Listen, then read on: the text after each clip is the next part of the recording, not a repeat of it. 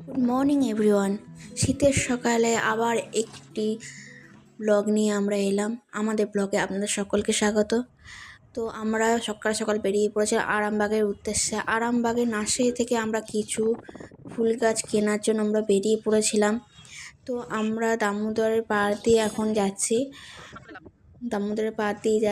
আরামবাগের উদ্দেশ্যে। তো এইটি হলো আমাদের কৃষক সেতু, দামোদরে অবস্থিত কৃষক সেতু যেটাকে বলা হয়। আর এখন এটা ওই সেতুর ওপর দিয়ে যাচ্ছে। তো যে নদীতে দেখা যাচ্ছে এটা দামোদর নদ বলা হয়, নদী নয় নদ বলা হয়। তো আমরা আজকে যাব বাড়ির জন্য কিছু ফুল গাছ কিনতে।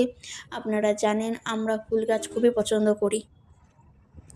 যারা যারা আমার ব্লগ দেখেন তারা নিশ্চয়ই বুঝতে পারছেন যে আমরা শীতের জন্য যত ফুল গাছ হয় সবই কেনার জন্য আরামবাগে যাচ্ছি। কারণ আরামবাগের যত নার্সারি আছে সেখানে খুব সুন্দর সুন্দর গাছ পাওয়া যায়। আমরা দেখতে পাচ্ছেন এখানে নানা রকম শীতকালীন ফুলের গাছ, এমনকি ফ্রুটসের গাছ বা অনেক কিছু পাতাবাহারি গাছও পাওয়া যায়।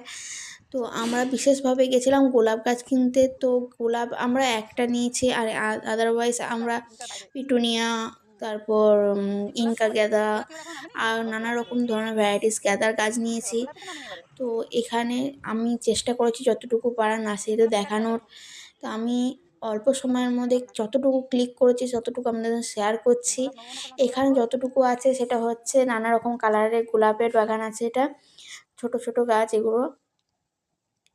আমরা এর মধ্যে একটা ওই ভায়োলেট কালারের গোলাপ নিয়েছিলাম, এইটুকুই।